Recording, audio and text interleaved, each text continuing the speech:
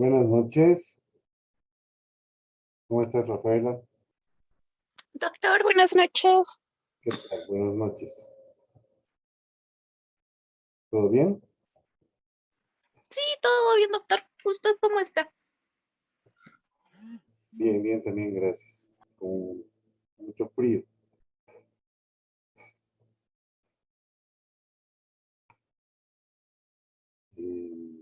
Esperaremos unos minutos más.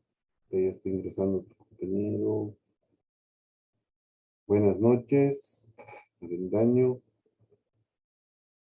Buenas noches, doctor. ¿Cómo está? Buenas noches. Esperaremos unos 5 minutitos, por favor.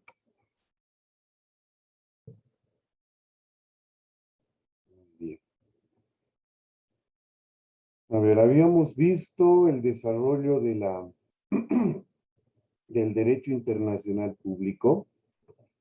Hemos mencionado, vamos a hacer una recapitulación muy rápida de cómo se puede, o no, la doctrina nos propone dos formas de analizar y estudiar el derecho internacional público a través de los enfoques histórico y el enfoque científico. El enfoque histórico nos va a mostrar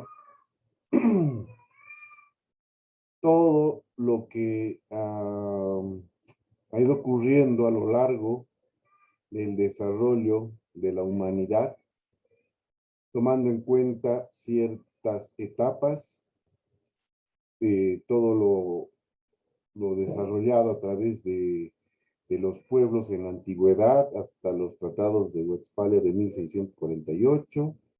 Después nos plantea también enfatizar en la Edad Media, en la Edad Moderna, la Edad Contemporánea, la Revolución Francesa, viendo los hitos más importantes y que han ido de alguna forma forjando justamente el desarrollo del derecho internacional público.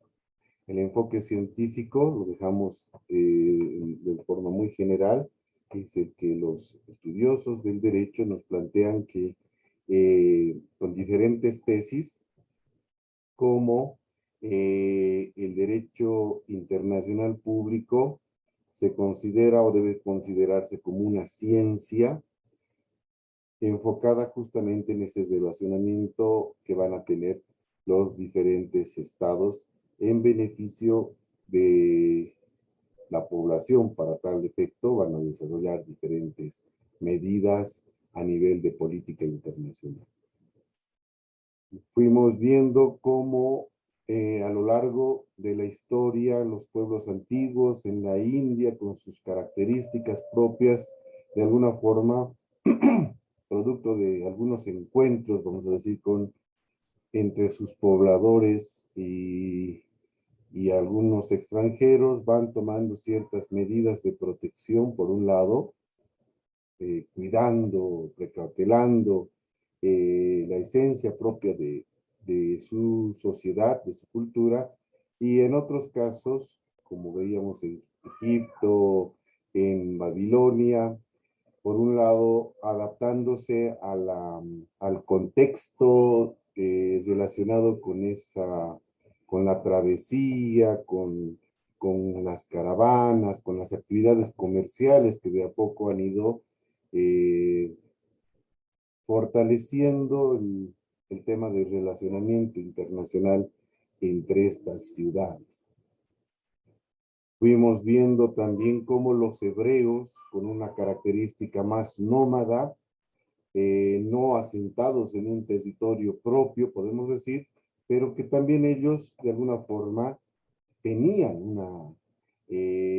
una cultura, un hábito de ciertas costumbres enfocadas en esas relaciones con otras naciones, para llegar a Grecia y en Grecia ver cómo prácticamente el derecho internacional ha ido desarrollando mucho más, favorecido por esa estructura de las ciudades-estado, y el relacionamiento entre estas ciudades ha sido una base justamente para que vaya progresando significativamente el derecho comercial.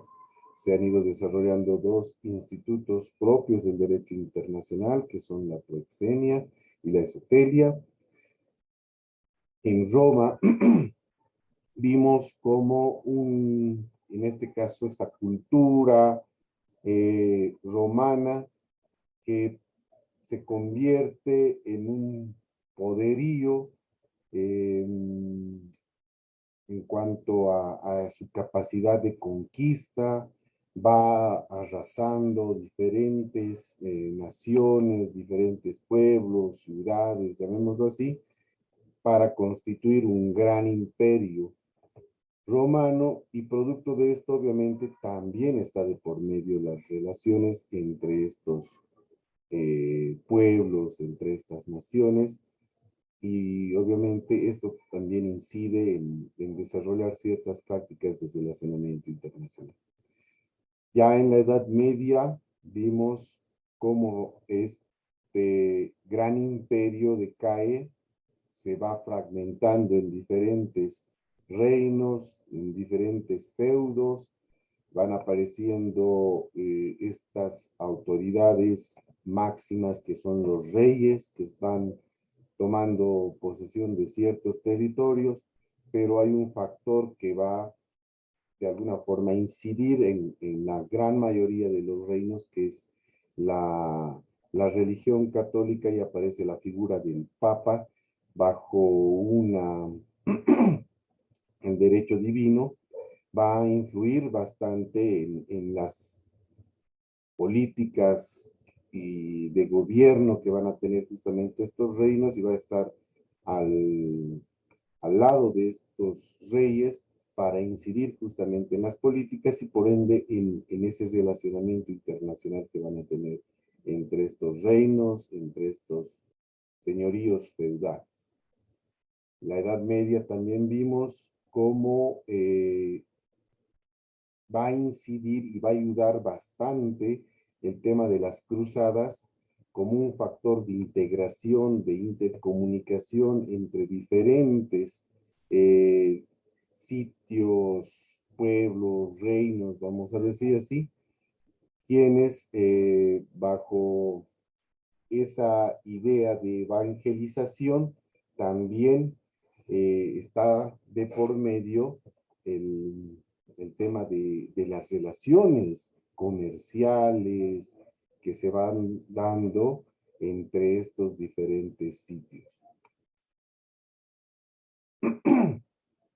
Vamos a comenzar ahora ya viendo y llegamos a la Edad Moderna, y decíamos que en la Edad Moderna existe un cambio significativo en cuanto al poderío único que llega a tener la religión católica.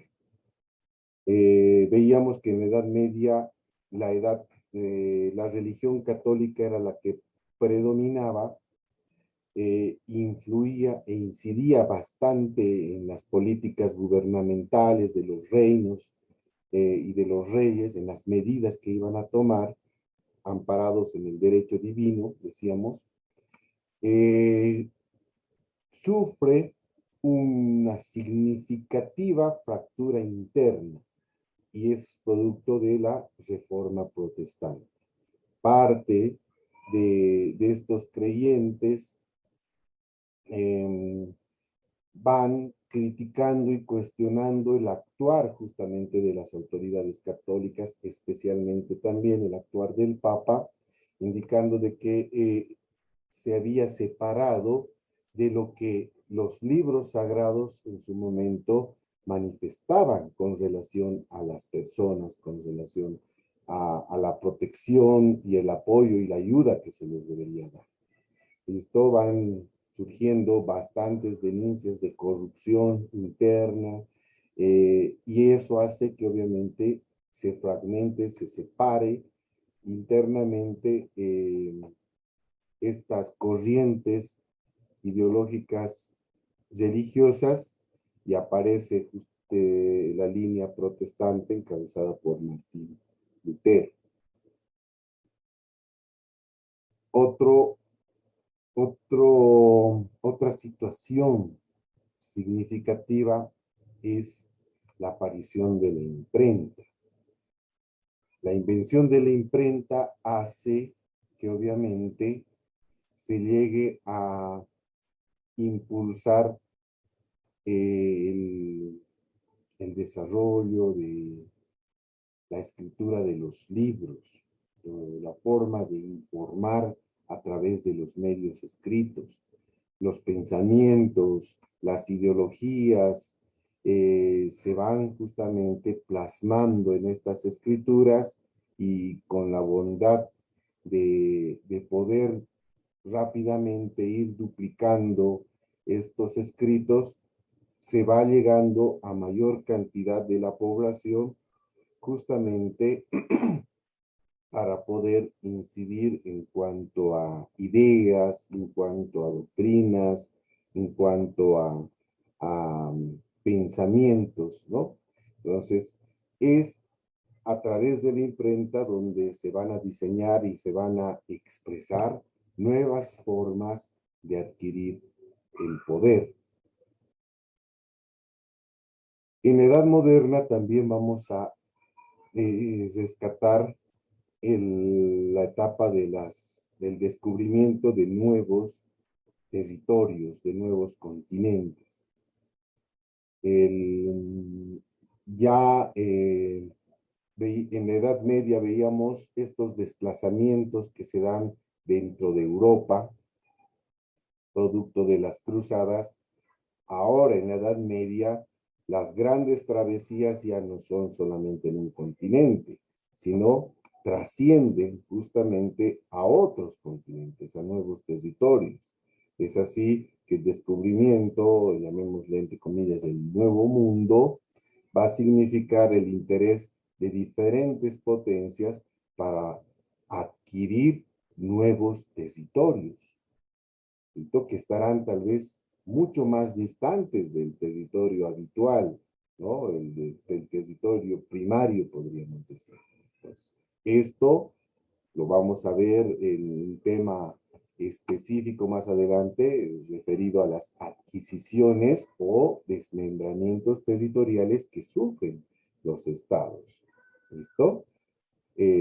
Pero ya en la edad moderna justamente se dan estos descubrimientos, estas formas, estas adquisiciones de nuevos territorios que va a incidir en el derecho internacional. ¿Por qué?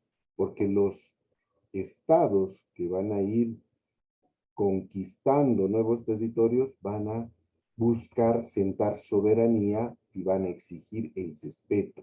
Se van a comenzar a trazar delimitaciones sobre diferentes territorios que van a exigir cada uno que se les respete.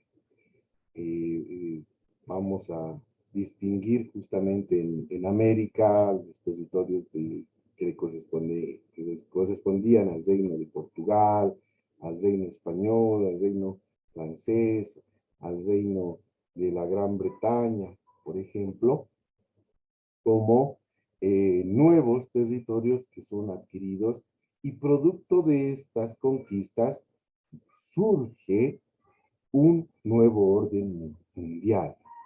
¿A qué se refiere esto? Aquellos estados que obviamente van a constituirse en un poderío económico, tecnológico, industrial, como tal, con una capacidad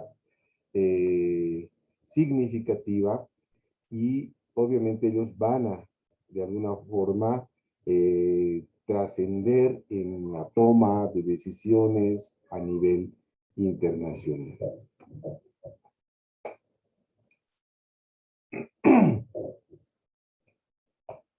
En la Edad Moderna, otro hecho que es significativo es la Guerra de los 30 años. El problema del fraccionamiento de la Iglesia con la revolución de Martín Lutero, como hemos ido mencionando, no solamente tiene una solución práctica y simple en un determinado periodo. ¿Listo? Ese fraccionamiento va a generar un conflicto armado, pero con una fuente, con una base religiosa. ¿Listo?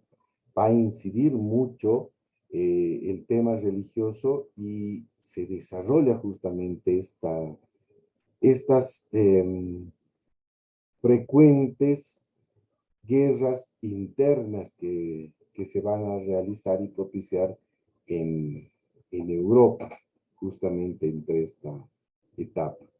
Por un lado, ante ese fraccionamiento de la religión católica y la disputa entre religiones, surge también la figura del emperador, la idea de que exista una autoridad, llamémosle civil, ya no influenciada por la Iglesia Católica, que pueda sentar un dominio sobre todo ese continente europeo. Entonces, incide esa corriente justamente para tratar de unificar a toda Europa, pero ya no sometida a una iglesia simplemente, o a una religión, perdón. Con esta guerra de los 30 años también se va a presentar el reconocimiento a la libertad de conciencia y a la igualdad jurídica de los estados. Los estados van a asumir y obviamente van a identificar la necesidad, por un lado, y la responsabilidad, por el otro, de asumir la potestad civil de su población. ¿Listo? Las autoridades de cada uno de estos estados van a tener como un interés común el realizar acciones en beneficio justamente de su población. Es así que en 1648, entre estos estados van a suscribir el Tratado de Westfalia. Y este tratado, les decía, es una base para el derecho internacional muy significativa porque va a reconocer la igualdad jurídica de los estados. Va a tratar de poner fin a esa guerra de 30 años que ha ido durando entre diferentes fuerzas, entre diferentes corrientes que se van dando en todo este territorio europeo, y entre todos, entre las autoridades, los líderes políticos de estos estados, se reúnen, como está en esta foto acá, o en este gráfico, mejor dicho, se reúnen para firmar justamente este tratado y entre ellos pongan fin a ese conflicto, reconociendo también la igualdad jurídica de los estados, sean católicos, sean protestantes, sean luteranos, sean calvinistas, albigenses o de cualquier otra religión, no interesa. La religión pasa a un segundo plano. Ya se sobrepone más la estructura política del Estado como tal. ¿Listo? Por eso es que prima justamente el liderazgo político que van a tener las autoridades. Este Tratado de Westfalia determina que todos los estados deben reunirse periódicamente a través de asambleas internacionales. A estas asambleas internacionales, los estados priorizarán tal vez a su principal autoridad política o mandarán algún representante también con todas las potestades para que tome decisiones y en esta asamblea puedan deliberar asuntos de interés común. Y entre esos, ellos determinaban tener reuniones periódicas. ¿Para qué? Para que se puedan identificar en un buen momento aquellos conflictos que tal vez más adelante pudieran derivar en guerras.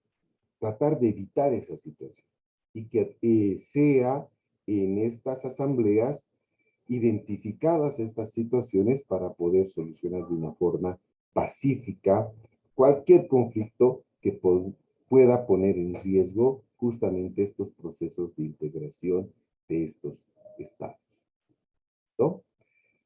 Con el tratado surgen también los estados-nación. Y esto acaba con la aspiración de los emperadores, por un lado, y también de la Iglesia de conformar el Santo Imperio Romano Germánico, reconstituyendo el antiguo Imperio Romano. ¿Qué significa eso? Que ustedes recordarán, tal como hemos ido viendo, voy a hacer una gráfica acá, en toda esta parte de Europa, antes estaba dominada por Roma, ¿no? Por el Imperio Romano. Decíamos, cae el Imperio Romano, se van fraccionando y se van constituyendo diferentes reinados. Por un lado, venía la corriente de la Iglesia de decir, tenemos que volver a conformar este nuevo imperio, inspirado y fortaleciendo la idea religiosa. Un solo papa, un solo emperador, tratar de conseguir a la máxima autoridad política de todo este territorio para que sea quien pueda gobernar a todo ese territorio y obviamente va a tener una bendición bajo el derecho divino, ¿no? Que sería la voluntad de Dios que estaría disponible. Pero por otro lado también habían algunos intereses de algunos reinos de constituirse justamente en ese emperador, en el nuevo emperador de todo este territorio. El deseo, la sed de poder que obviamente tienen los reyes, las altas autoridades, para poder dominar más del territorio de su reinado como tal. Entonces, esa idea con este tratado muere. ¿Listo? Se da por deshecho y más bien van a ir surgiendo estos estados-naciones. ¿Listo? Respetando justamente esa igualdad jurídica. Todos los estados, sean grandes, pequeños, tengan una religión que ellos hubiesen decidido, todos son iguales y todos tienen el mismo nivel jerárquico, podríamos decir. Y a través de este tratado se recupera una, podemos decir, una práctica que ha desarrollado el Estado de Venecia. Venecia antes era reconocido como un propio Estado, luego se ha ido a constituir conjuntamente con otros en lo que hoy conocemos Italia. Pero Venecia, más o menos está por acá, fue el primer estado en tener legaciones permanentes en los estados europeos. ¿Qué significa legaciones? Son representantes. ¿Listo? Entonces, como un estado, Venecia podía tener una representación en cada uno de estos otros estados. ¿Listo? Eso es algo que la historia del derecho internacional rescata bastante como una experiencia que más adelante se van a llegar a constituir en estos consulados, en las embajadas, como actualmente conocemos. ¿Estamos bien hasta ahí? ¿Alguna duda?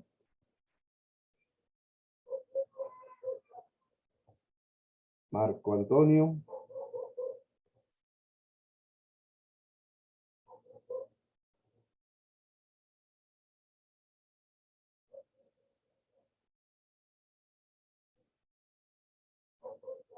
No te escucho, Marco Antonio. ¿Está todo bien? Mariluz.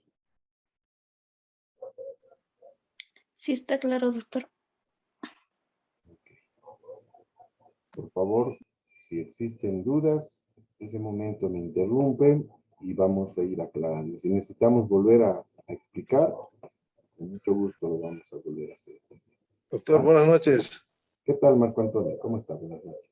Aquí estamos un poco delicados de salud, pero está entendible todo lo que nos está indicando, doctor. Okay, espero que te recuperes pronto, Marco Antonio. Tomar las medidas Gracias, doctor. necesarias. ¿Ok? Muy bien. Listo. Entonces, continuamos. Pasamos a otra edad. Nos vamos a la edad contemporánea. La edad contemporánea se caracteriza por qué. ¿Dónde nace? Recuerden. Les pregunto, ¿dónde nace la edad contemporánea? ¿Cuál es el hito?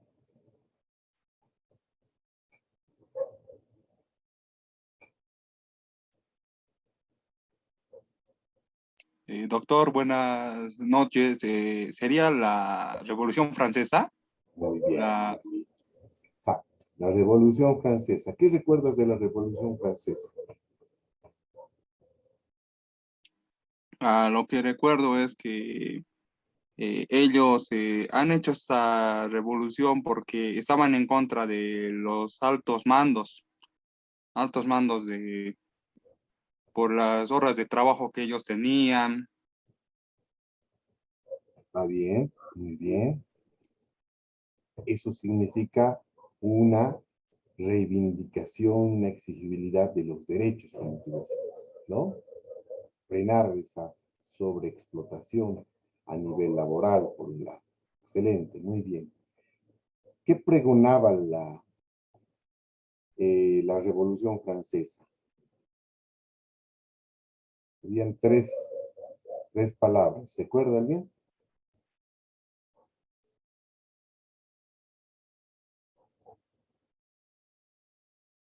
Libertad,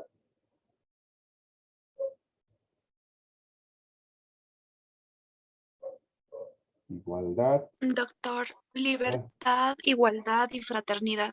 Excelente, muy bien, Rafaela, muchas gracias. Libertad, igualdad y fraternidad. ¿Listo? Por un lado, el tema de la libertad. ¿Listo? Que uno pueda, a través justamente de ese derecho, la población, decidir. Van a ser, se va a enarbolar también el tema de la democracia, de que se tome en cuenta a la población, que no todo es un tema de autoridades o decisiones políticas de las altas autoridades. Se debe tomar y se debe escuchar al pueblo, se debe tomar atención a lo que el pueblo manifiesta. ¿Listo? Debe haber igualdad entre todos, no se debe diferenciar ni distinguir por diferentes situaciones. Y la fraternidad justamente es la que va a ir a consolidar esa, ¿cómo podemos decir? Esa convivencia, esa aceptación que se van a tener entre todos los ciudadanos para constituir la república. Ahí nace la palabra república, que significa la cosa pública. Que eso, que ese país, Francia, es un asunto de todos, no solo de los políticos, sino de la población. Todos constituimos la república. ¿Listo? Ahora, ya revisando lo que nos interesa más en el derecho internacional público, vamos a reconocer que en esta edad la Asamblea Nacional proclama justamente la igualdad, la fraternidad entre acciones, repudiando las guerras y las conquistas que se daban entre estados. Se peleaban por territorios. ¿Listo? Adquirían, perdían, pero se seguían disputando entre ellos. Comienzan a surgir algunos personajes muy significativos. Gregory Henry presenta ante la convención, hablamos de convención, al grupo de países organizados, un proyecto que lo denomina el Código Internacional, ¿no? Y en este código, este tratadista que hace esta propuesta plantea unos principios muy interesantes. El tema de la independencia, la soberanía, el interés particular, entre otros, que vamos a ir explicando. Entre esos principios mencionaba que los pueblos son independientes. Eso fortalece la línea de la libertad que tienen que tener los estados, ¿no? No pueden estar sometidos con otro estado o por otro estado. Esto, cada uno es independiente. Y al ser independiente llega a ser soberano sobre su territorio. Los estados deben respetar justamente al otro estado y permitirle que él pueda tomar sus decisiones. Esa es la libertad que debe tener un estado. Sus relaciones van a reposar, como dice ahí, en la perfecta solidaridad y reciprocidad. Solidaridad respecto a si uno tiene mayor capacidad y el otro menos capacidad, se debe apoyar, se debe llegar a complementar a ese otro estado. ¿Listo? Y este estado que recibe el apoyo en su momento, cuando más lo necesita, también en su momento podrá corresponder ese apoyo que le está brindando ese otro estado. ¿Listo? Ahí está el tema de la reciprocidad. Y por ende, con estos principios, lo que va a predominar entre todos los estados va a ser la paz. Y esa paz va a ser el mayor bien que deben cuidar todos los estados. Deben evitar llegar a conflictos armados que pongan en riesgo esa paz que deben primar justamente entre las relaciones de los estados. Otro principio que pregona Gregory Henry es el interés particular de cada nación debe estar subordinado al interés general. ¿Qué significa? Que esto es muy diferente a la idea o al principio de la independencia y la soberanía. ¿Qué significa esto? Que un Estado, si bien tienes algún interés sobre algún determinado tema, sobre algún determinado punto, pero tu interés particular, tu codicia como Estado, no puede ser superior y no puede vulnerar a los otros intereses que tengan los otros estados. Es por eso que el interés general, ese bien común que se puede tener entre los otros estados, debe estar por encima de cualquier interés particular que pueda tener cada estado. Y ese interés general, obviamente, se va a asentar en el interés de la humanidad, de las personas como tal, más allá de un estado. Otro principio que rescata es el hecho de cualquier acción que se tome y que atente contra la libertad de una nación es un atentado criminal contra todos los demás. Se criminaliza, se prejuzga justamente estas actitudes que puedan tener, ¿no? Si tú atacas a uno, nos atacas a todos. Entonces, no deberías tú tomar esa medida. Antes de atacar o de invadir, qué sé yo, a un determinado estado, es mejor que se resuelvan en un espacio de diálogo esos conflictos que se puedan suscitar y se llegue a un buen acuerdo y no, obviamente, resolverlo a través de conflictos armados. Los tratados, algo que es muy importante, deben ser considerados como sagrados. Si llegamos a acuerdos entre estados, sea de forma bilateral entre dos estados o entre todos los estados, ese tratado es sagrado y se debe respetar. Por ende, debe ser inviolable. Y si un estado vulnera alguno de estos tratados, ligado al anterior principio, estaría vulnerando o estaría agrediendo a todos los otros estados. ¿Listo? Ustedes vean, esos principios son muy interesantes. Gregory presentó a la convención justamente esta declaración como derechos de las naciones. es interesante esa forma de presentar, ¿no? Que entre estos estados tienen derechos, los estados tienen derecho con relación a los otros, ¿listo? Está asumiendo una teoría de derechos entre estados, ¿no? Muy similar a lo que más adelante va a ser los derechos humanos, los derechos entre las personas, entre nosotros que somos seres humanos. Él maneja esta teoría de derechos entre estados. ¿Ok? Ahora, en la edad contemporánea, otro hecho muy significativo es el Congreso de Viena de 1815. ¿Ya? En este congreso viene ya producto, ustedes van a recordar, si bien, volvamos acá, antes de esto. En una primera etapa de la edad contemporánea, Francia promueve todo este cambio muy significativo a nivel incluso de las constituciones de los estados